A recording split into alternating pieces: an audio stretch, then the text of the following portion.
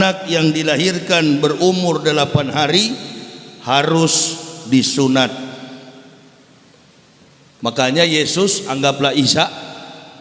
Yesus yang dituhankan oleh Kristen anggaplah Isa.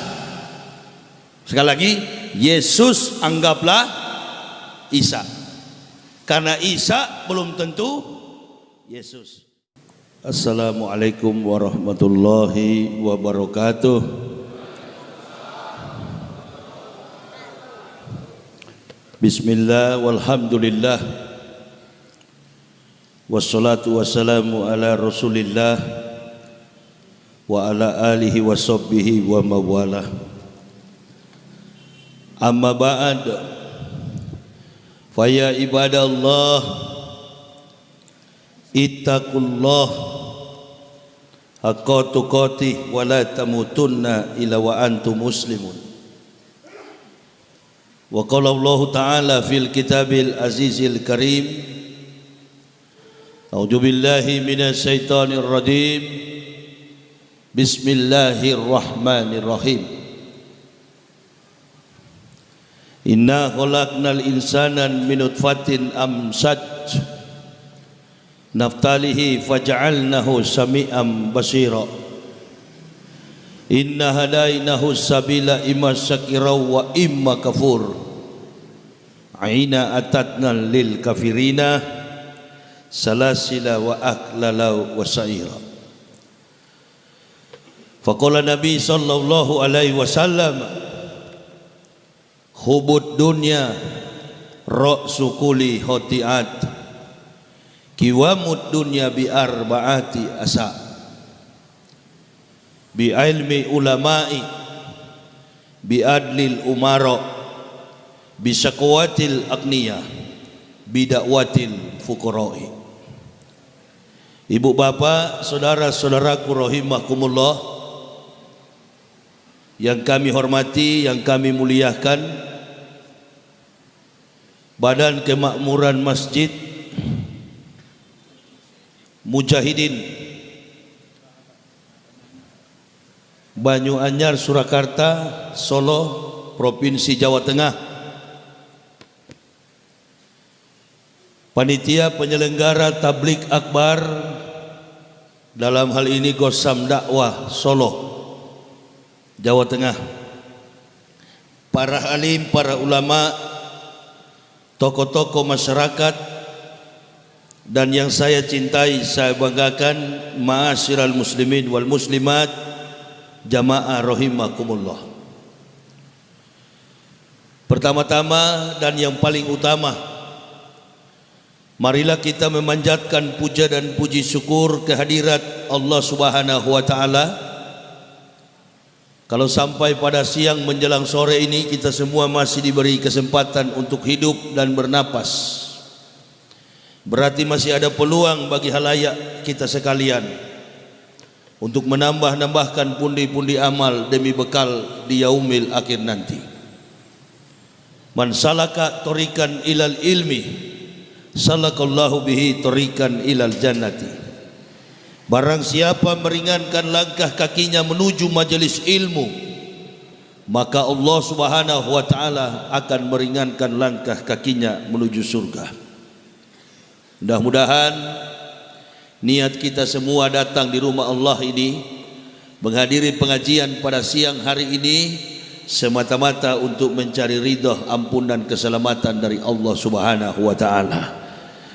Salawat dan taslim tak henti-hentinya kita haturkan keharibaan Nabiullah baginda Rasulullah Muhammad sallallahu alaihi wasallam. Saya dari kemarin malam tiba pulang dari Pontianak, kemudian ceramah di kota Jakarta zuhur, malamnya lagi ceramah di Karawang, dan melanjutkan perjalanan baru tiba saat ini. 5 menit yang lalu saya baru datang. Saya mengendarai kendaraan dari rumah, dari Jakarta menuju ke Solo bersama istri dan anak. bersama istri dan my bodyguard. Ada bodyguard saya di mobil. Bodyguard saya itu namanya Muhammad Ibnu Syawal. Umurnya dilahirkan pada tanggal 14 Juli tahun 2017 miladiah. Jadi bodyguard saya itu baru umur 2 tahun lebih. Keliling Indonesia, dia yang menjadi bodyguard saya. Dia yang jaga saya kemana-mana. Satu waktu ada panitia tanya, "Ustadz, mana sopirnya? Mana pengawalnya?" Saya bilang, "Pengawal saya lagi tidur." "Loh, pengawal kok tidur?" "Iya." "Intip di dalam mobil mana?" "Ada yang tidur di bangku tengah itu, kursi jok tengah." "Panggil saja." "Nggak ada, cuma ada anak kecil yang tidur." "Ya itulah bodyguard saya, my bodyguard." Jadi kemana-mana saya itu yang kawal.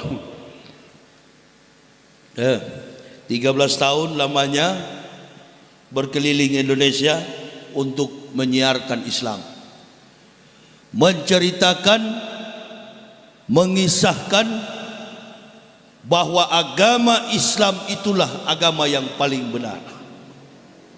Agama Islam itulah adalah agama yang dibawa oleh para nabi-nabi sebelum datangnya Rasulullah Muhammad sallallahu alaihi wasallam. Jadi agama Islam bukan agama yang baru. Agama Islam ini adalah agama yang sudah ada sebelum datangnya Rasulullah Muhammad sallallahu alaihi wasallam. Rasulullah sallallahu alaihi wasallam hanya diperintahkan oleh Allah untuk menyempurnakan agama Islam itu. Makanya di Al-Quran Allah berfirman, "Wahai Muhammad, pada hari ini kami sempurnakan Islam menjadi agamamu." Jadi Rasulullah bukan datang membawa Islam, beliau datang menyempurnakan Islam. Karena agama Islam itu sudah ada sejak diutusnya 123.999 nabi. Karena jumlah nabi di dalam Islam itu ada 124.000. Dari 124.000 nabi ada 25 rasul, termasuk di dalamnya baginda Rasulullah Muhammad sallallahu alaihi wasallam. Dari 123.999 nabi, tak satu pun nabi yang berhasil membawa menegakkan Islam. Perhatikan baik-baik. Dari 124.000 nabi, 123.999 nabi gagal membawa iman tauhid agama Islam. Lalu datang nabi yang terakhir pada abad yang ke-6, berasal dari Semit Selatan. Ada dua semit, ada dua rumpun semit, semit timur, semit selatan. Semit timur ini adalah orang-orang Yahudi, semit selatan ini liga-liga Arab. Nabi yang dari Arab, nabi yang terakhir Rasulullah Muhammad sallallahu alaihi wasallam. Di mana bekasnya? Di dalam Al-Quran begitu jelas. Sebelum datang Rasulullah sallallahu alaihi wasallam, Nabi Musa, Nabi Isa sudah menyampaikan ribuan tahun sebelumnya. Jarak antara Musa dengan Nabi Isa saja 3.500 tahun. Isa dengan Nabi Muhammad 576 tahun. Belum datang Rasulullah sallallahu alaihi wasallam, Nabi Isa sudah memberitakan akan datang Ahmad bin Abdullah, mimba ismuhu Ahmad. Dalam Quran surah As-Saff itu ayat yang ke-6 jelas sekali. Di mana tempatnya Nabi Isa mengatakan akan datang Rasulullah sallallahu alaihi wasallam? Ketika Nabi Isa baru dilahirkan, umurnya baru 8 hari, bukan 8 tahun. bukan 8 bulan. Umur Nabi Isa baru 8 hari. Ketika Nabi Isa disunat, beliau mengatakan akan datang seorang Rasul yang bernama Ahmad. Ini dalam adat istiadat orang Yahudi, anak yang dilahirkan berumur 8 hari harus disunat. Makanya Yesus anggaplah Isa. Yesus yang dituhankan oleh Kristen anggaplah Isa. Sekali lagi, Yesus anggaplah Isa. Karena Isa belum tentu Yesus. Yesus sudah pasti bukan Isa. Tapi anggaplah Yesus adalah Isa. Karena di dalam studi antropologi budaya, di dalam studi antropos untuk memahami struktur daripada organ fisik manusia, harus menggunakan beberapa metode. Pertama, studi antropologi budaya. Dari mana nama Isa berasal? Dari mana nama Yesus berasal? Dulu kita di Indonesia ada satu peristiwa yang menggemparkan publik. Ada orang yang mengaku sebagai pahlawan Supriyadi. Betul? Ada itu tahun 2008 kalau tidak salah. Ada yang mengaku sebagai pahlawan Supriyadi. Publik sempat percaya, ada yang percaya, ada yang setengah percaya, ada yang tidak percaya sama sekali. Lalu diadakan metodologi penelitian secara historik. No history, no truths. Karena tidak ada sejarah, maka tidak ada kebenaran. Sejarah selalu menyimpan peran dalam konsekuensi umur, usia. Begitu ditelusuri, ternyata dia bukanlah pahlawan Supriyadi. Apa metodologi yang dipakai oleh ahli? Melihat background, latar belakang, dan jejak antropos usia yang melekat pada si orang yang mengaku tadi. Sampai disinilah pengetahuan kita tentang Isa. Kira-kira adakah orang yang mampu menyerupai? Adakah seseorang yang mampu mengatakan bahwa dirinya adalah Isa Al-Masih? Lalu kemudian sejarahnya dirubah. Kitab suci dipaksakan. Kitab suci dipaksakan. Teori dipaksakan. Kalau teori sudah dipaksakan, dapat dipastikan bahwa orang akan hidup di atas hukum halusinasi. Makanya agama Kristen itu bukan agama samawi. Agama Kristen tidak ada hubungan dengan Nabi Isa. Agama Kristen tidak ada hubungan dengan kitab Injil. Agama Kristen itu adalah agama filsafat. Makanya ada pendeta yang mau melawan saya. Innalillahi. Saya tantang satu Indonesia, pendeta di Indonesia ini. Satu Indonesia saya tantang. Dari umat Islam cuma saya sendiri. Jejak perjalanan Nabi Isa alaihissalam baik dinilai dari Bible Kristen maupun dalam konteks sejarah Al-Quran. Nabi Isa itu tidak identik dengan perlakuan adat istiadat, bahkan sampai kepada problem liturgika syariat ibadah umat Kristen. Saya kasih contoh. Di dalam Lukas pasal 2 ayat 21, menurut Bible Kristen, pada hari yang ke-8 anak itu dilahirkan, disunat dan diberi nama Yesus. Ini ayat Injil yang masih asli. Betul kalau itu. Bahwa Isa Al-Masih atau Yesus Hamasya atau Yesus Kristus, siapapun namanya, Kalau itu ditujukan kepada Nabi Isa, betul bahwa Nabi Isa dilahirkan pada tanggal 6 sebelum Masehi, berumur 8 hari Nabi Isa disunat. Itu betul. Kalaulah Nabi Isa disunat, sekarang timbul pertanyaan, kenapa orang Kristen tidak sunat lalu mereka mengaku pengikut Yesus? Ini jadi bingung, orang Islam pun ikut-ikutan. Ada yang mengatakan kitab Kristen Injil, ada juga yang mengatakan Isa adalah Yesus. Ini sudah melekat dalam pemikiran umat Islam juga.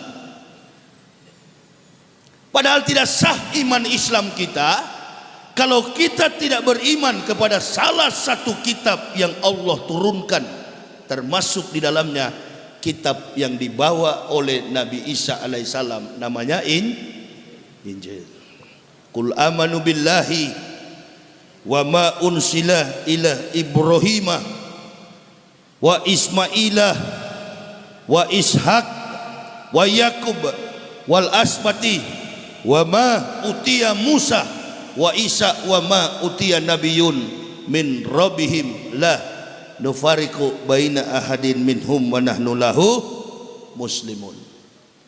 Jadi kita orang Islam ini disebut sebagai Muslim karena kita beriman kepada semua kitab para nabi nabiullah, termasuk di dalamnya adalah Injil.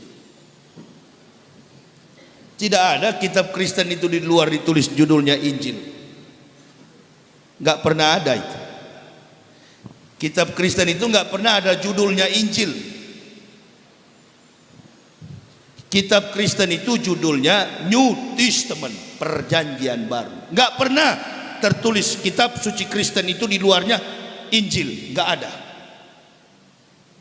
Orang Kristen aja enggak mengakui, antum yang akui.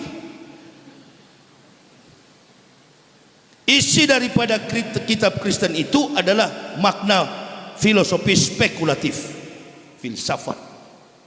Makanya agama Kristen itu bukan agama samawi. Agama Kristen itu adalah agama filsafat.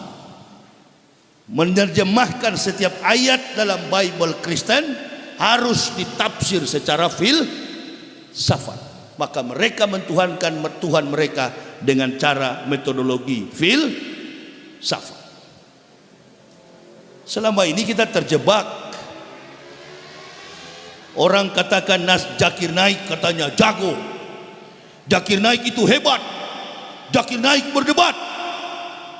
Kalau berdebat masih petik ayat dibandingkan dengan Quran, ambil Quran dibandingkan dengan Bible, itu bukan debat ahli, itu debat orang awam, debat alegoris, hanya mencari pemaknaan secara harfiah. Maka yang akan terjadi sama-sama kuat, lakum dinukum waliyadin. Saya kalau mau debat dengan pendeta, kalau jadi tanggal 26 Oktober, ketika duduk di meja debat, sebelum berdebat saya akan tanya, antum sudah sunat atau belum? Itu yang saya mau tanya dulu. Kenapa Bapak tanya begitu? Ya karena Tuhanmu di dalam Bible-mu sendiri disunat. Bukan dibaptis, tapi disunat. Mana yang lebih Anda percaya? Dibaptis atau disunat? Semua kata-kata yang disampaikan oleh Allah Rabbul Alamin alias Tuhan Sang Pencipta terungkap dalam ucapan dan kata-kata dari para nabi. Lalu tanya kepada orang Kristen, adakah satu nabi saja yang pernah dibaptis? Ini kalau pertanyaan ini yang ditanya kepada pendeta, saya yakin debat itu akan selesai dalam tempo 1 menit.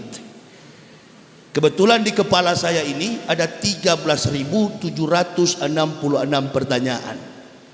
Itu baru yang termudah. Jangan cari ayat. Dan kalau terjadi perdebatan, saya tidak akan membawa secuil kertas pun dalam meja debat. Silakan kau para pembohong, ahli kitab, pendeta, kau bawa kitabmu satu kontainer. Seperti dulu waktu Prabowo membuktikan barang bukti, satu kontainer. Saya nggak pakai barang, nggak akan bawa kitab. Dan jangan pernah berharap saya juga akan memakai Al-Quran. Enggak, Al-Quran itu bukan kitab perbandingan. Saya sudah tonton orang berdebat, baik debat secara internasional, debat dunia, maupun debat secara nasional. Saya sudah tonton. Bukan debat ilmiah, karena dari pihak Islam bukan asli, bukanlah orang yang pernah belajar tentang Kristolog. Jadi dia nggak paham tentang antropos, visual, physical daripada Al-Masih.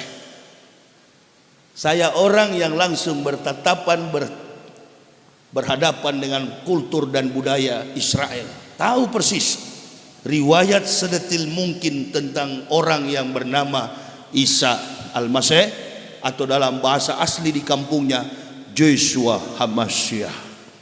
Hafal betul saya. Dunia sudah menipu kita selama ini. Orang Islam pun ikut-ikutan menyebutnya Injil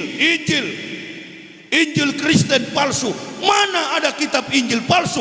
Injil itu adalah firman yang saya sampaikan tadi ketika Isa mengatakan akan datang min badismuhu Ahmad wa itsqala Isa ibn Maryama ya bani Israila inni rasulillahi ilaikum musaddiqan lima baina yadaya minat Taurat umbasisro bi rasulil ya'ti min badismuhu Ahmad. Itu Injil. Kalau kita berhadapan dengan teori terkait dengan Musa, itu Taurat. Kalau kita berbicara terkait dengan ayat Quran yang menyinggung tentang Ibrahim, itu Su'ub. Kalau kita bicara tentang ayat-ayat yang menyinggung perilaku, iman, akhlak, moral daripada Daud dan Sulaiman, itu adalah Zabur. Jadi Al-Quran itu adalah kesempurnaan dari seluruh firman yang diturunkan oleh Allah kepada umat manusia, bersifat universal. Hudalin nasi wa bainati minahuda wal furqan. Jadi Al-Quran itu bukan hanya kepada umat Islam. Al-Quran itu berlaku kepada semua umat manusia. Makanya orang bilang Ustadz Yahya Waloni itu berani sekali. Bukan persoalan berani, tapi saya tidak pernah takut karena ini kebenaran. Nah itu beda orang pemberani dengan orang yang tak pernah takut karena kebenaran. Itu beda. Kalau pemberani banyak, berani curi uang negara, itu banyak. Berani nyolong kotak amal, nah itu berani kan, pemberani. Berani merampok, berani mencuri, berani berbohong, berani berdusta, berani bermunafik. Nah itu berani. Tapi saya nggak berani orangnya, cuma tidak pernah takut terkait dengan kebenaran. Bahkan tidak memperhitungkan tentang aspek fisik ini. Entah tidak tidur, makan tidak teratur, minum kopi sampai puluhan gelas, nggak pernah sakit selama 13 tahun karena tidak pernah takut dengan apapun, termasuk takut kepada penyakit. Kita ini Masya Allah menghindar terus karena takut. Jangan makan daging kambing, takut. Jangan makan daging sapi, takut. Datang ke masjid kaki tinggal diseret-seret, tangan sudah begini, mulut bengkok. Rajin sholat tapi penyakitan. Lalu bagaimana rahasia Islam itu? Saya 13 tahun pasrah, berserah sepenuhnya kepada Allah. Nggak ada rasa takut dan tidak berani melakukan dosa di hadapan Allah. Nah, itu jadi orang beriman begitu. Bukan persoalan berani. Saya selalu mengatakan orang-orang Kristen itu tempatnya di neraka. Kalau mati masuk neraka. Tahu saya wali kota sini kafir Kristen. Bukan tidak tahu, saya tahu, tapi tempatnya memang di neraka. Karena yang masuk surga hanya orang Islam. Nggak ada tuh, saya nggak butuh dikawal-kawal itu, nggak pernah takut saya. Keliling kemana-mana, my bodyguard, my boys, 2 tahun umurnya. Itu bodyguard saya.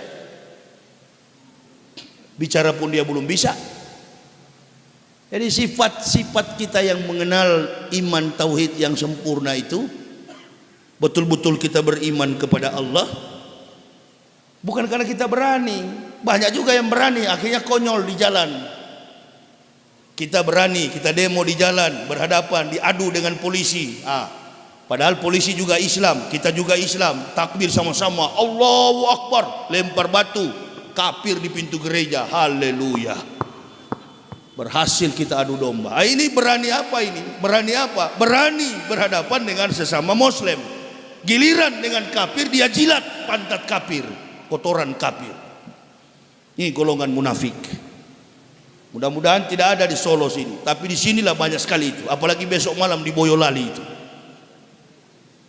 Ada teman-teman saya di daerah, hati-hati Ustadz, Boyolali itu rawan sekali. Saya cari yang begitu-begitu. Tak pernah takut saya, itu beda. Pemberani dengan tak pernah takut beda. Nggak pernah saya takut. Sejak saya Muslim, tapi waktu saya masih kafir, penakut besar saya. Ya. Begitu saya masuk Islam, nggak ada yang saya takut. Yang saya takut kalau tidak beribadah kepada Allah. Itu. Saya 13 tahun keliling Indonesia, bawa mobil sendiri tanpa pernah ada supir. Ada yang mau melamar kira-kira? Enggak, baru 3. 1 hepatitis B, 1 meninggal dunia dari Surabaya ke Situbondo. Saya bangunkan sholat subuh, sudah nggak ada napas. Kirim ke kampungnya di Gorontalo, meninggal dunia. 1 minta ampun. Aduh Ustadz, kalau begini lama-lama mati kita.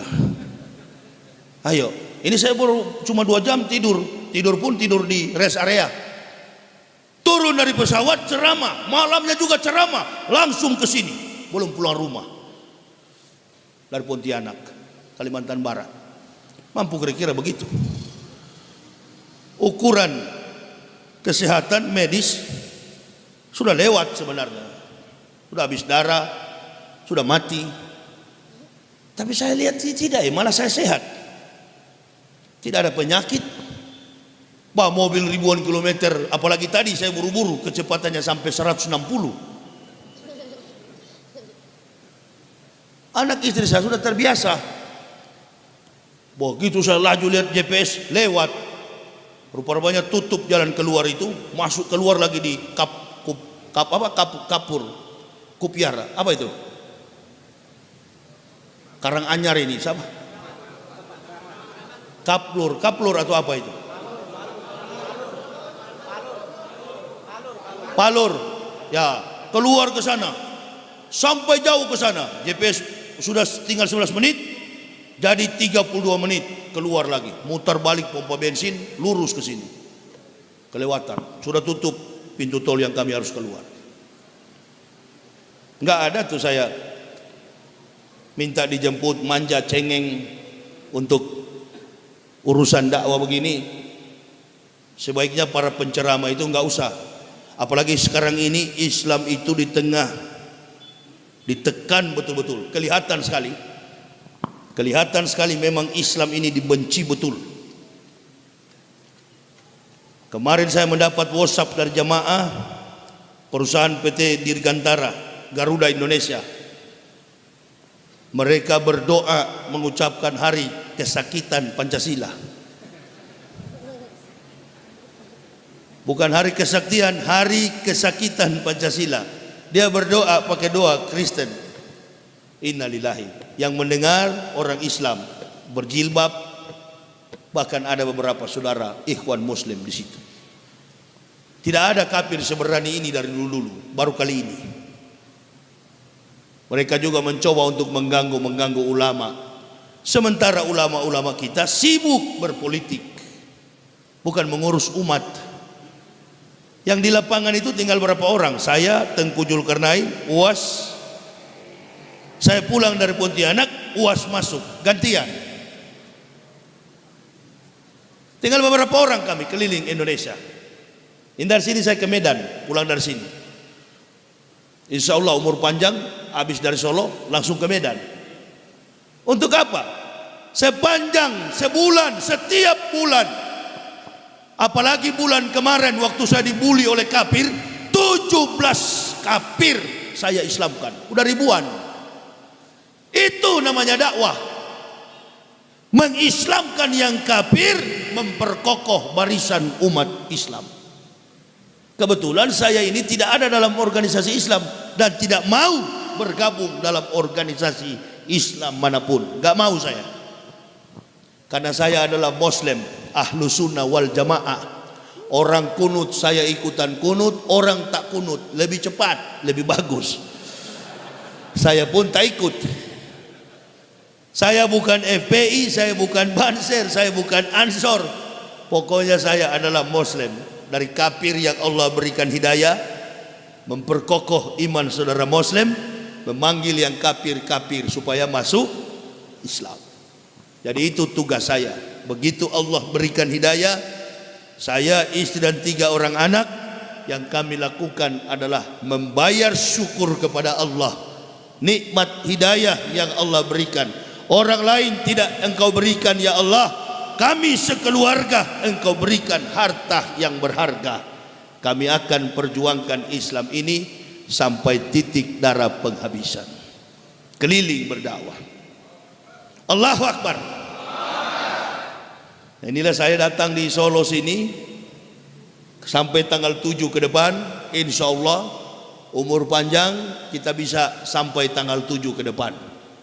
Saya hanya memperkenalkan diri pada siang hari ini. Saya situasinya kurang konsen saya. Pertama, bukan masalah di jalan terlalu ribut, saya mau menjelaskan secara detail tentang Isa Al-Masih. Kayaknya sulit. Situasi dan kondisinya kurang. Mungkin saya masih terlalu lelah. Tapi nanti malam barangkali baru bisa dengan konsentrasi yang penuh. Siang-siang begini memang saya tidak tahan panas, makanya saya masuk Islam. Apalagi kalau di sana nanti di neraka, kan begitu. Jadi saya hanya memperkenalkan diri saja, bahwa kami sekeluarga ini sudah kurang lebih 13 tahun beragama Islam. Dan begitu Allah berikan hidayah, kami sekeluarga berkeliling berdakwah, menegakkan dinul haq, dinul Islam. Sembari berdakwah, kami pun menulis buku. Ada beberapa puluh judul buku yang telah kami buat, dan kami bawa kemana-mana kami pergi dan berada. Jadi kalau ada pendeta mau melawan saya sarankan jangan 1 orang lah. Kalau perlu saya tantang 1 Indonesia, bikin di Istora Senayan Jakarta. Di Surabaya kemarin kan gagal, gara-gara terlalu berkoar-koar Esra Soro itu, akhirnya dicium oleh BKUG, Polres, di-stopkan. Yang buat itu Abdullah Wasian Foundation. Gara-gara mulutnya si kafir itu batal. Ini si kafir ini, dia orangnya suka ganggu-ganggu saya dari dulu. 2007 diajak debat, datang saya ke Surabaya, dia yang tidak datang. Dia viralkan, dia bilang Yahya Waloni lari. Mana pernah saya lari? Saya lebih cepat dipanggil makan daripada dipanggil berkelahi begitu. Apalagi soal berdebat secara intelektual. Memang saya tunggu-tunggu dari lama itu. Siapa kira-kira pendeta yang mau antar nyawa ini? Artinya yang mau malu begitu ya. Kalau sudah berdebat di depan publik kan, yang jelas dua umat yang hadir, Islam dan Kristen. Sebanyak yang hadir orang Kristen, yakin 1000% akan masuk Islam. Itu yang saya tidak akan pakai Al-Quran untuk menyanggah kebohongan Bible Kristen. Saya akan menggunakan Bible, kitab mereka sendiri, untuk menyanggah kebohongan kitab mereka. Jadi orang Kristen nanti akan lihat umat Islam akan tambah kuat dan orang Kristen akan masuk Islam. Jadi saya kira tidak ada bohong, nggak ada pendeta yang berani. Cuma nanti kita lihat kalau jadi, pasti batal lagi ini. Saya sudah pengalaman, karena saya ada dengkotnya dari kafir yang masuk Islam. Jadi dia tahu, ini kalau mau berdebat ini cuma antar nyawa kita ini. Saya yang pendetakan dia, dokumen-dokumen saya ini lengkap. Ente mau fitnah bagaimanapun, saya punya dokumen lengkap. Ini album saya. Inilah para pendeta yang saya pendetakan dulu. Ini dia mau melawan bagaimana sama saya? Otak di kepalanya itu adalah otak saya dulu. Saya pernah nonton, saya pernah lihat. Satu waktu anak saya bilang sama saya, Abi, nah baik, kita menyeberang ke sebelah, memakan KFC, Kentucky. Oke, saya bilang, yuk kita ke sebelah. Sementara menunggu drive-thru, nunggu untuk pemesanan itu, ada orang gila di seberang jalan. Dia lari secepat kilat menyeberang jalan, lalu sampai dia di tong sampah. Dia pungut coker-coker sampah itu, dan dia mendapatkan tulang-tulang sampah. Dia makan tulang-tulang ayam itu. Saya terus dengan logika yang sangat cepat, saya terus berpikir, dia menyeberang jalan dengan cepatnya, tidak ditabrak mobil, lebih cepat daripada mobil. Berarti ginjalnya, paru-parunya, otot-otot betis dan badannya masih kuat. Tapi ketika dia memakan tulang-tulang ayam yang sudah dilempar dalam tong sampah, apanya yang rusak kira-kira? Paru-parunya yang rusak, ginjalnya yang rusak, ototnya, atau dia mengidap konstipasi atau sejenis saluran pencernaan. Dia tidak mengidap penyakit paru-paru, lambungnya masih baik, pinggangnya masih bagus, otot-ototnya pun bagus. Ada persoalan yang terjadi ketika dia memakan sampah. Otak kabel di kepala satu putus. Nah, inilah kira-kira penyakitnya orang-orang kafir. Dia sehat, tapi ada satu kabel di kepala yang putus. Saya kira kalau debat saya bisa sambung kembali itu. Karena saya juga dulu orang yang, kalau saya nggak bisa ada yang sambung waktu putus dulu. Karena memang orang yang membuat rancangan kabel-kabel itu saya. Jadi begitu saya masuk Islam, saya tidak ada bisa sambung. Yang sambung adalah may yahdillahu fahuwal muhtadin wa may yudlil faulaika humul khasirun. Allah yang sambung kabel di kepala saya melalui apa? Laqad ansalna ayati mubainatin wallahu yahdi may yasya'u ila siratim mustaqim. Membaca ayat-ayat suci Al-Quran, menghubungkannya dengan fakta kehidupan dunia dan membandingkan dengan iman Kristen, lalu saya mendapatkan petunjuk dari Allah. Allah memberikan jalan yang lurus. Jadi begitu kabel saya tersambung, saya sembuh dari gila. Jadi kalau orang Kristen menuduh itu pendeta gila, jangan percaya. Saya justru baru sembuh dari gila. Kira-kira begitu. Ya. Jadi saya dan keluarga, alhamdulillah, tidak semudah, bukan seperti yang lain, mau masuk Islam karena mau kawin, masuk Islam karena ikut-ikutan. Alhamdulillah, kami satu keluarga rela ikhlas mengorbankan segala-galanya demi keselamatan kehidupan dunia dan akhirat. Jadi saya kira jamaah, saya tidak terlalu panjang lebar menyampaikan dakwah pada siang ini karena situasi dan kondisinya juga kurang. Saya dalam keadaan apa ini namanya?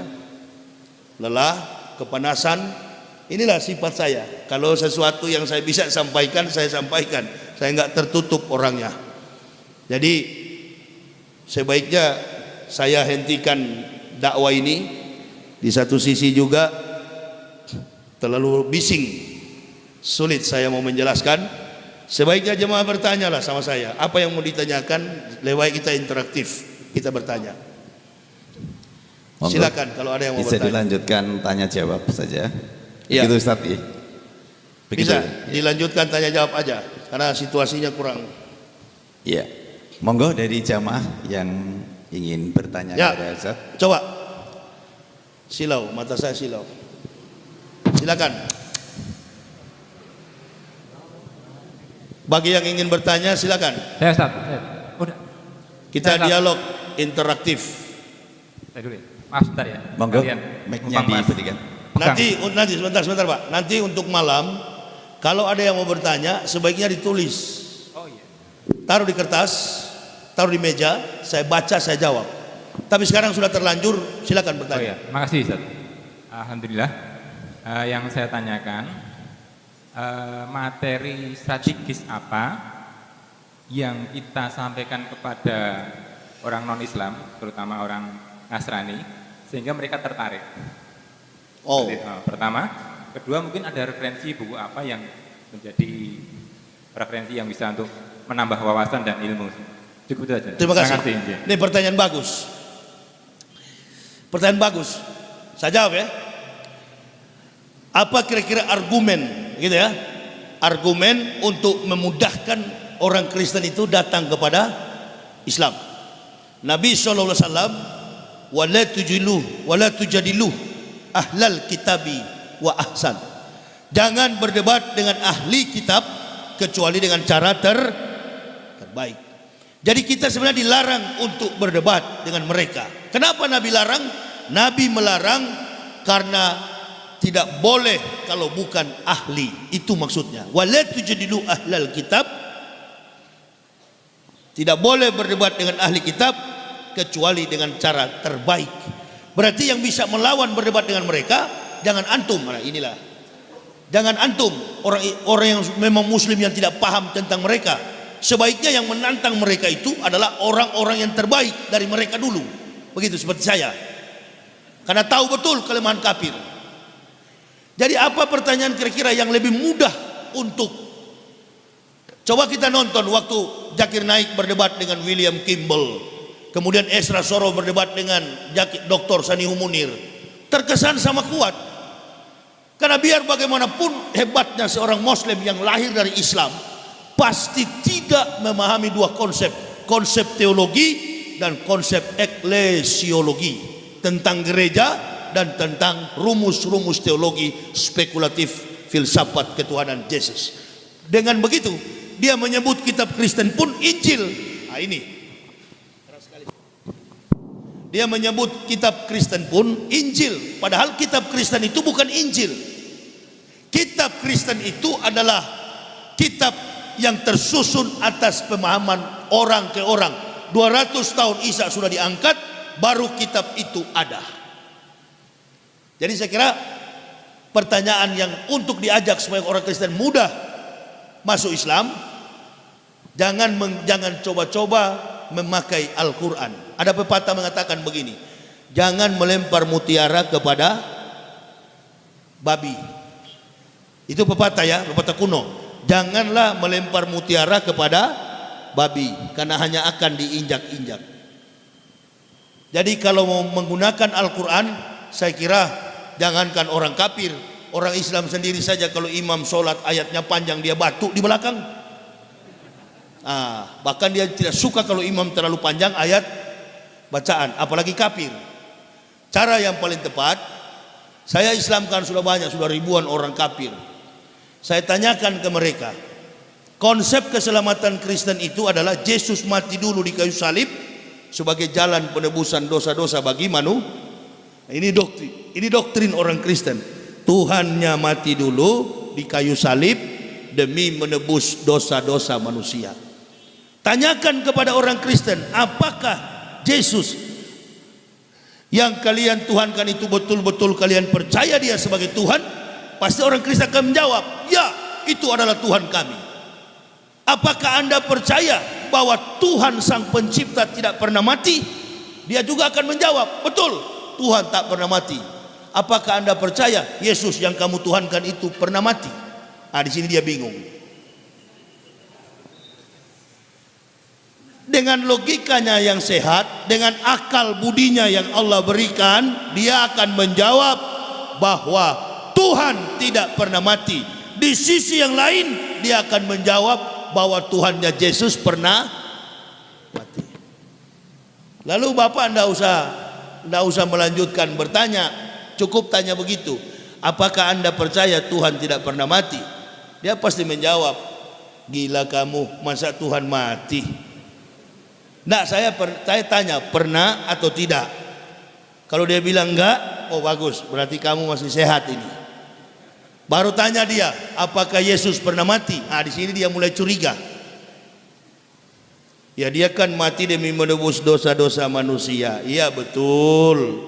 Saya tidak mau tahu. Yang saya tanya sebagai dari seorang Muslim untuk kamu adalah, apakah Yesus juga pernah mati? Begitu dia bilang pernah di kayu salib, baru kita tuding dia. Tadi Anda bilang Tuhan tidak mati, sekarang Yesus pernah mati. Siapa yang kamu percaya? Yang tidak pernah mati atau Yesus yang pernah mati?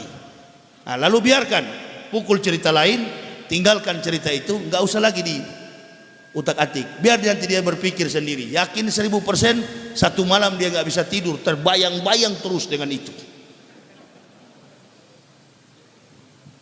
Saya begitu, karena tidak boleh kita paksa orang Kristen masuk Islam. La ikra afiddin. Tak ada paksaan untuk memeluk agama Islam. Tanya begitu. Untuk mau dialog dengan menggunakan Al-Quran, berdialog tentang ketuhanan, filsafat, berat sekali. Karena dia diajar untuk berdalih. Atau kita bilang begini, mungkin yang Bapak maksudkan mencari kelemahan Kristen. Kalau dia Tuhan, kenapa dia tergantung di kayu salib? Begitu kan? Itu pertanyaannya. Itu pendeta dengan mudah menjawab itu. Kalau pendetanya kaliber, dengan mudah. Yang kami imani, kata orang Kristen, bukan kemanusiaan yang tersalib, tetapi keilahian yang bersembunyi di dalam manusia Yesus. Itu jagonya pendeta. Makanya jangan pernah akui Yesus itu adalah Isa. Posisi Isa tetap nabi. Yesus itu adalah Tuhan Kristen. Siapapun benda atau makhluk yang engkau tuhankan dan kemudian jadi agamamu, itu urusanmu. Tapi ketika sudah melibatkan nabi-nabi di dalam Islam, pasti kami orang Islam akan membelahnya. Itu. Ngerti maksud saya kira-kira? Sebenarnya kami ini nggak akan ganggu orang Kristen itu, tapi karena mereka selalu melibatkan bahwa Isa adalah Yesus, Yesus adalah Isa. Nah, di sini kami marah, di sini kami berusaha meluruskan. Jadi kalau hanya bertanya, kalau dia Tuhan kenapa dia tergantung di kayu salib? Oh, dengan mudah pendeta jawab itu. Dengan mudah dia akan bilang, yang kami tuhankan bukan orang yang tersalib. Yang kami tuhankan adalah keilahian yang bersembunyi dalam orang, dalam manusia Yesus itu. Bapak mau jawab apa lagi? Nah, makanya sebelum debat jangan pernah mengakui Bible Kristen itu Injil dan Isa adalah Yesus. Karena Nabi Isa tidak mampu divisualisasikan baik dalam bentuk gambar maupun foto.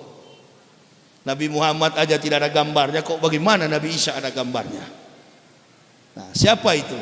Orang yang disalib itu tidak ada lain kecuali orang yang diserupakan dengan Nabi Isa, sebagaimana keterangan Al-Quran. Buku yang paling bagus yang akan Bapak tanyakan tadi untuk referensi, ini ada buku saya dengan judul Kebenaran Islam Menurut Mantan Pendeta. Buku ini tidak pernah mengatakan orang Kristen masuk neraka dari ayat Al-Quran. Nggak ada, nggak pernah saya pakai Al-Quran untuk menjebak orang Kristen masuk neraka. Tapi buku ini, dalam buku ini yang mengatakan orang Kristen masuk neraka adalah ayat-ayat Kristen itu sendiri. Menyanggah lawan, mengalahkan lawan dengan kitab lawan. Itu. Jangan pernah mengatakan dengan Al-Quran. Kalau kita bilang dia masuk neraka karena Al-Quran, Allahu Akbar. Dia akan bilang, kitab saya mengatakan saya masuk surga. Ayo. Coba. Waktu Ustaz Somad dilaporkan terkait peristiwa salib, ulama besar Ustaz Somad ini di kalangan umat Islam.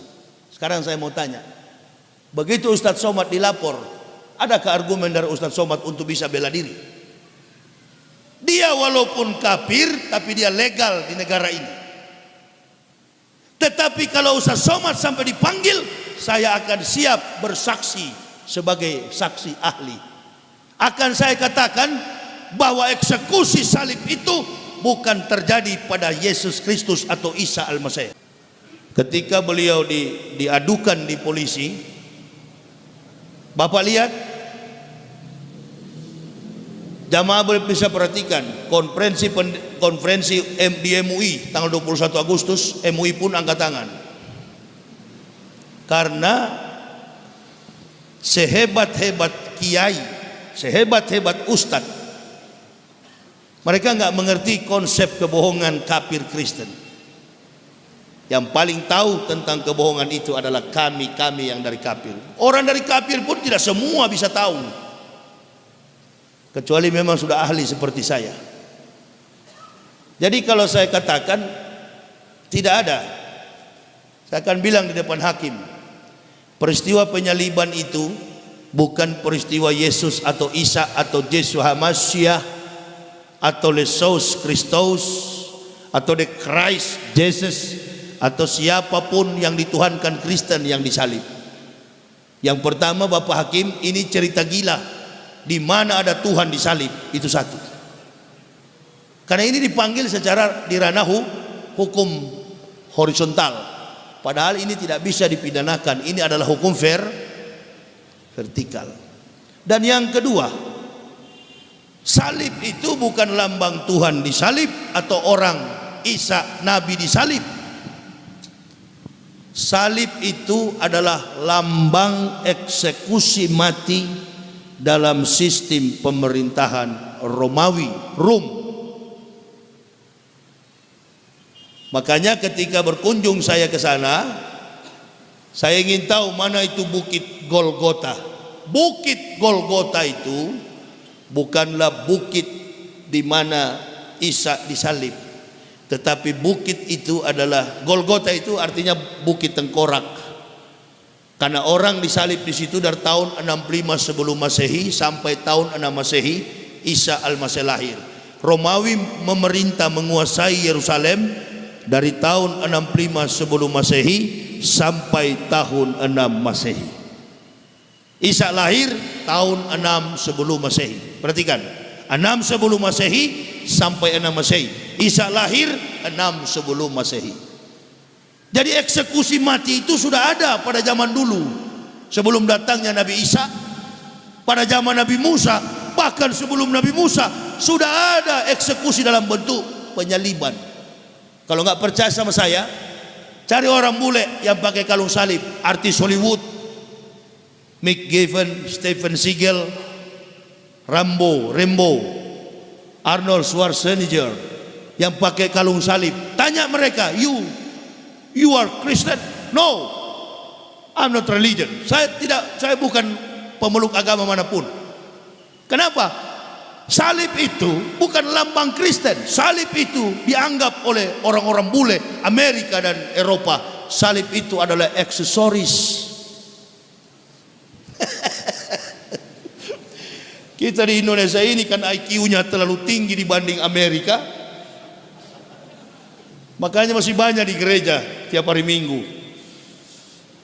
Di Eropa dan Amerika gereja itu tiap hari Minggu kosong, gitu, nggak ada orang. Artinya kemampuan intelektualnya Amerika dan Eropa itu di bawah orang Indonesia, lebih pintar, makanya masih banyak di gereja. Itu maksudnya. Nah, kalau yang mengerti pasti ketawa itu, yang nggak ngerti ngelongo dia, apa ini dia bilang. Ya, karena IQ-nya orang Eropa dan Amerika itu di bawah, sementara orang Kristen di Indonesia itu IQ-nya di atas 200. Nah, itu maksudnya. Baru ketawa kan? Jadi kalau mau menyerang keras tapi ilmiah supaya lawan tidak berkutik. Jangan menyerang membabi buta, kan begitu. Menyerang babi buta hanya membuat kita terpenjara. Akhirnya saya cut. Begitu saya marah di YouTube, Ustaz Somad lolos. Karena orang kafir sudah tahu ini sudah maju. Kalau ini sudah maju, ini dedengkot kita dulu, pasti kita kalah. Saya kira nanti malam lah kita ketemu di kurang bagus. Bilang panitia nanti malam soundnya jangan terlalu keras, karena saya supaya biar tidak usah berteriak, dengan pelan-pelan saya bisa bicara. Apalagi dalam keadaan situasi masih lelah begini, berikan kami waktu untuk istirahat, karena bukan jarak dekat perjalanan dakwah kami sampai ke sini. Jadi nanti ibu bapak untuk mengetahui kepalsuan kitab Kristen itu, nih buktinya ini banyak sekali ayat-ayat kitab yang palsu. Saya begitu masuk Islam, 8 tahun saya belajar Al-Quran, baca secara otodidak. Bahkan secara diam-diam saya membeli Iqra di pasar, dan saya mulai mengejah setiap kata-kata dalam Al-Quran. Akhirnya saya bisa baca dan berguru kepada seorang ustadz di Kalimantan. 8 tahun saya baca Al-Quran. Jangankan satu kata, satu titik dalam Al-Quran tidak mampu diselewengkan oleh otak dan tangan kotor manusia. Kitab Kristen itu tiap hari dirubah, hampir tiap minggu. Matius bilang lompat ke kanan, Markus bilang salto ke depan, Paulus bilang jungkir ke belakang. Bingung kita paham. Panggil saja orang Kristen, tanya kalau ada yang mengerti kitabnya. Nggak ada yang mengerti, karena makna yang tertuang dalam kitab Bible Kristen adalah makna filsafat. Harus ditafsir, dijelaskan secara filsafat. Ketuhanannya pun filsafat. Tuhan turun pangkat jadi orang, orang naik pangkat jadi Tuhan. Dibolak-balik, itu namanya filsafat. Filsafat adalah induk dari semua ilmu. Tapi kalau rumus filsafat spekulatif, tentu bukanlah ilmu pengetahuan, tapi hukumnya adalah hukum halusi. Meja ini terbuat dari kayu, pasti yang buat adalah tukang kayu. Sampai kapanpun meja tetaplah meja ciptaan, dan tukang kayu adalah pencipta. Dipaksa bagaimanapun, artinya ayat-ayat kitab suci dipaksa bagaimanapun, Tuhan jadi orang, orang jadi Tuhan, sampai botak kepala orang kafir tak bisa. Paham kira-kira? Di Islam tak ada yang begitu. Kalau Islam suka menuhankan Isa, lebih dahsyat dari ayat Kristen. Bahkan di Al-Quran dijelaskan, Isa adalah orang yang terkemuka di dunia dan akhirat. Kalau sudah bicara terkemuka di dunia dan akhirat, mudah sekali kalau difilsafatkan menjadi Tuhan. Adakah Al-Quran bisa difilsafatkan? Karena di referensi ayat yang lain dikatakan bahwa tidak ada Tuhan selain Allah. Nah inilah Al-Quran. Letak eksegesi, etika, logika, estetika ditaruh pada substansi yang benar. Semua konsep turun-turunnya ayat berdasarkan perjalanan sejarah. Kisah tentang Nabi Isa, ibunya Maryam, dijadikan sebagai judul daripada kitab. Realistis, kontekstualis, teologis, sistematis, dan rasional. Inilah kitab suci. Ini yang saya percaya, dan tetap relevan dengan kehidupan zaman sekarang.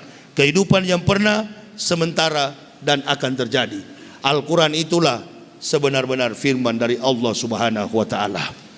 Keluar kami masuk Islam dan mengamalkan Islam dengan baik. Bukan orang Islam yang mengislamkan kami sekeluarga. Kalau orang Islam yang mengislamkan kami, mungkin sampai hari ini enggak Islam kami. Karena yang masuk penjara itu kebanyakan orang Islam. Tidak ada nama Matius, Markus, Yohanes, Stefanus, Tetanus, nah jarang. Yang masuk penjara itu kebanyakan orang Islam. Ini tidak bisa diukur secara etika, eksegesi. Islam kebenarannya tidak bisa diukur dengan perbuatan akhlak moral daripada umat Islam. Kenapa? Karena ada orang yang beragama Islam kelakuannya kafir. Ada orang kafir kelakuannya Islami. Jadi tidak cocok etika moral pribadi manusia dijadikan landasan mengukur substansi sebuah agama. Agama Islam ini harus diperhatikan dari kitab suci. Orang yang paling layak sebagai panutan contoh bahwa Islam itu benar, laqad kana lakum fi Rasulillahi uswatun hasanatun liman kana yarjullaha wal yaumal akhir wa zakarallaha katsiran. Di dalam diri Rasulullah sallallahu alaihi wasallam terdapat suri teladan yang baik bagi kamu. Bagi siapa? Yaitu orang-orang yang senantiasa bersyukur dan mengingat Allah. Orang-orang yang mengharapkan yaumil akhir dan yang senantiasa bersyukur kepada Allah. Jadi ilmu yang paling tinggi dalam Islam itu adalah ilmu bersyukur. Bukan karena dia kiai, bukan dia hafiz 30 juz, bukan dia jago pidato, bukan di kepalanya bersarang ribuan hadis. Orang Islam yang hebat adalah pandai dan pandai bersyukur. Banyak orang kiai kemudian jadi politikus. Nggak usah contoh jauh-jauh, Pak Maruf Amin itu. Itu ulama besar jadi politikus. Nabi katakan waspada. Isyaru salasa asnapin minanasi wahum. Waspadalah dengan 3 golongan manusia di antara kawanan umatku. Yang pertama, al ulamaul gofilun, ulama-ulama yang lalai.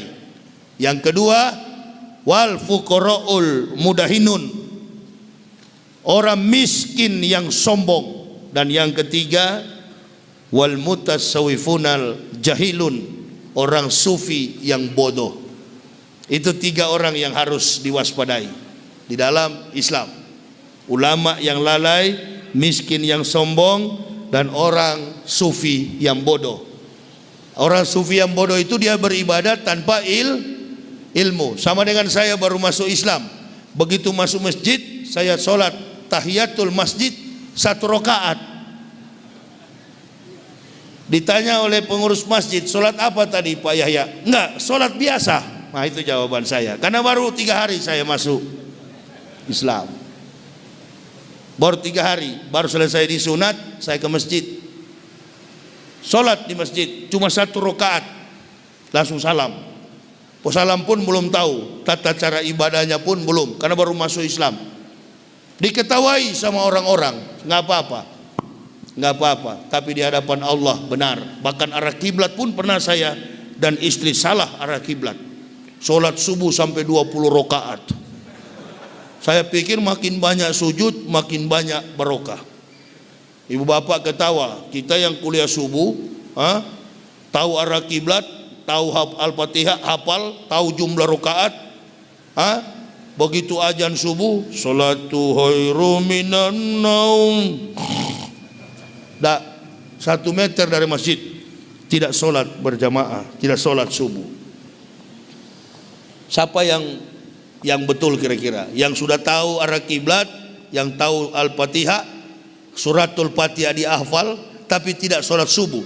Dibanding orang baru masuk Islam dari kafir yang sholat 20 rakaat, jumlah rakaatnya salah, kiblatnya pun salah. Mana yang betul di hadapan Allah? Saya berani katakan yang betul adalah mantan kafir yang sholat 20 rakaat. Karena dia belum tahu. Begitu siang hari saya ditegur, pergi ke pasar, beli buku yang warna kuning, tuntunan sholat lengkap 5 waktu. Afdalul a'malu as-sholatu khams. Jadi sekarang bukan tidak bisa sholat, sekarang sudah biasa bertindak sebagai imam. Dalam tempo 1 minggu, 2 minggu, nggak sampai sebulan, sudah berdiri saya di mimbar masjid. Bisa khutbah Jumat, khutbah hari raya Idul Fitri, Idul Adha, sampai hari ini. Karena belajar al-ilma bil kasab la bin nasab. Ilmu itu dipelajari bukan karena nasab, bukan karena keturunan. Biar juga dari turunan Islam kalau munafik banyak kan sekarang? Banyak atau sebanyak? Banyak. Bikin kafir berani karena banyak yang munafik di dalam Islam. Itu banyak sekali tuh kiriman video mengaku Islam, nyanyi-nyanyi dalam gereja, bahkan muncul di televisi pakai sorban di kepala, ngaku mau balik. Siapa dia? Mokhtar Ngabalen. Mokhtar Kibulin. Itu tuh yang bahaya, bukan orang kafir. Orang kafir nggak bahaya. Saya kira orang kafir itu nggak bahaya. Kafir itu cuma berapa ekor di Indonesia. Gampang, terangkan kepada kafir supaya dia masuk Islam. Yang bahaya adalah orang Muslim yang munafik. Ini tugas kita bersama. Karena misi Kristen itu, dia nggak mau tangannya berdarah. Orang Kristen itu nggak mau hancurkan Islam pakai orang Islam. Makanya lihat tuh, mahasiswa demo yang ngomong bukan Lut Binsar Panjaitan, bukan Ruth Sitompul, bukan orang Manado, bukan yang Kristen, bukan. Yang ngomong di TV Wiranto. Ini indikasinya disinyalir di belakang demo mahasiswa ini ada Islam radikal. Ente ini orang opo toh? Agamane opo? Agamane Islam. Kok suka-suka jelek-jelekin Islam ya. Nggak sadar sudah diperalat oleh kafir. Itu. Ini yang paling bahaya. Nggak ada mahasiswa demo, itu bukan urusan masyarakat. Kalau ibu-ibu, bapak-bapak, masyarakat yang demo di jalan, saya dapat pastikan ada yang terganggu. Apa yang terganggu? Perut mereka terganggu. Tapi kalau sudah mahasiswa, bukan perut yang terganggu, intelektualitas mereka terganggu. Ada lagi profesor satu, Mahfud MD, Profesor Pancasila. Bahaya semua itu. Orang lagi berdarah-darah di Wamena, mahasiswa lagi demo, ada yang hilang diculik, ada yang mati, bahkan ada yang hilang entah kemana. Di Indonesia Lawyers Club dia ketawa-ketawa. Enggak, Pak Jokowi aman-aman saja. Allahu Akbar. Sudah tipis lidah mereka saking sering kali menjilat.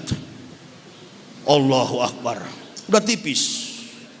Loh iya, ini yang kalau cuma kafir ketahuan. Tuh kafir tuh, salib. Tetangga kita Robertus Seperitus Capticus. Tahu kita, dari nama sudah tahu kap. Tapi yang di dalam masjid begini nih, munafik. Ya kan? Dulu kan waktu saya masuk Islam cuma dua golongan, mus dan kap, muslim dan kafir. Ada golongan baru, munafik. Ini lebih bahaya daripada orang kafir. Coba nonton TV Indonesia Lawyers Club. Dulu Fahri Hamzah sebelah sana dengan Rocky.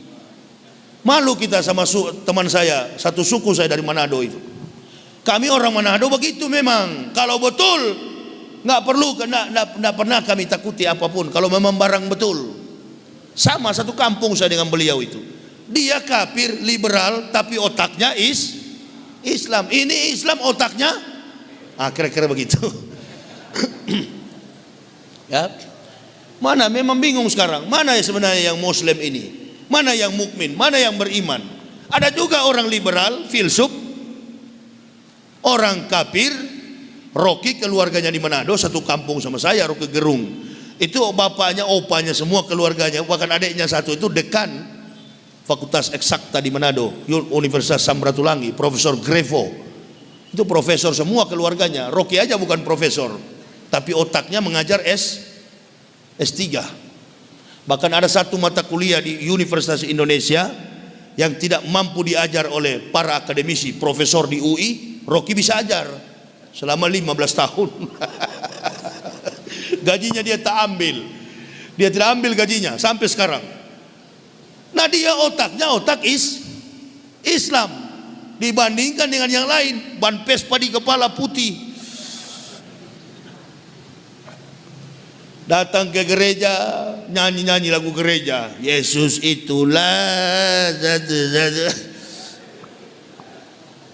Indonesia Lawyers Club kemarin, dia keluarkan ayat dari mulut.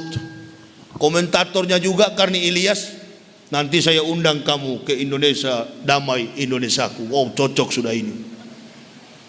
watak orang Indonesia. Saya bukan orang Indonesia, saya bukan orang Manado, saya orang Islam.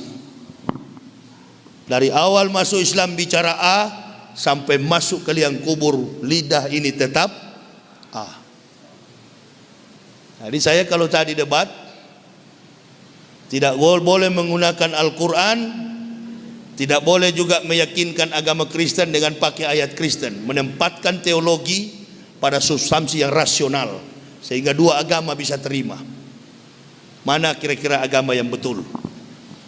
Dan yang terakhir saya akan bilang, saya akan minta kepada semua pendeta, berikan satu contoh dalam Bible yang bisa memberikan sumbangsi bagi terkaitnya perkembangan pemikiran, ilmu pengetahuan dan teknologi, science and technology. Adakah kira-kira dalam Bible Kristen yang bisa mengungkap satu fakta terkait sumbangsi pemikiran, ilmu pengetahuan? Kalau di dalam Islam kan banyak dalam ayat-ayat Al-Quran. Saya sudah baca Bible Kristen itu, Bible Kristen. Tidak ada satupun ayat Kristen yang mampu memberikan sumbangsi pengetahuan terkait dengan perkembangan sains dan teknologi yang dikaji secara saintifik. Nanti kita lihat. Tapi di Al-Quran banyak. Termasuk sore nanti akan saya ungkapkan tentang menguak rahasia fitrah manusia di balik fakta hidayah. Nanti malam kita jumpa di Masjid Boyolali. Di masjid apa itu namanya? Masjid. Ya. Kita jumpa di sana saja. Nanti bagi Bapak Ibu saudaraku yang ingin melihat biodata saya secara lengkap, inilah dokumen saya mempendetakan para pendeta.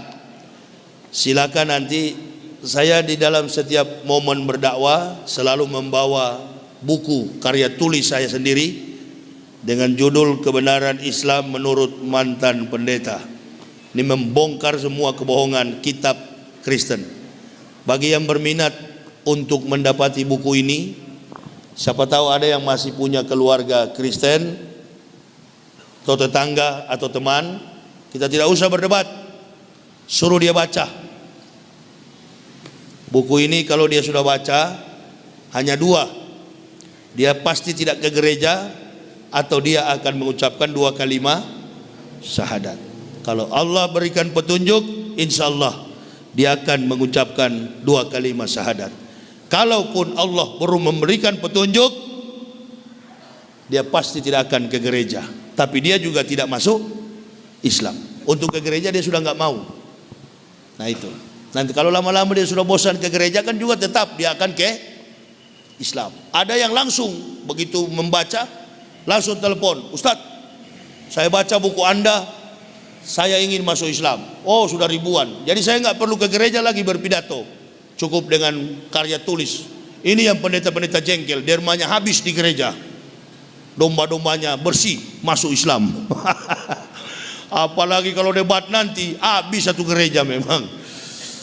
Orang Kristen juga itu nggak mau sebenarnya dibohongi, cuma dia menunggu siapa yang bisa menjelaskan.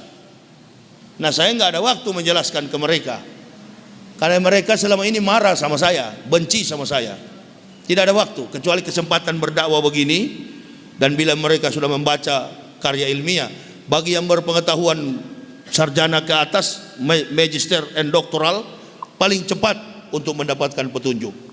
Jadi saya kira ini ya yang bisa saya sampaikan kepada jemaah. Mudah-mudahan di waktu ke depan lebih baik lagi. Insya Allah kita akan jumpa pada malam hari nanti pada Isya. Saya akan ke hotel beristirahat sebentar. Nanti jumpa lagi di Boyolali pada jam pada Isya nanti malam. Saya kira ini yang bisa saya sampaikan. Bagi yang berminat untuk memiliki buku ini, ada di mobil saya, silakan diambil tapi bayar. Kira begitu ya. Saya kira gitu apa yang saya sampaikan. Terima kasih atas segala perhatiannya. Mohon maaf atas segala kekurangan saya. Usikum wa nafsi bitaqwallah, la ilaha illa huwa, Allahi falyatawakkalul mu'minun. Assalamualaikum warahmatullahi wabarakatuh.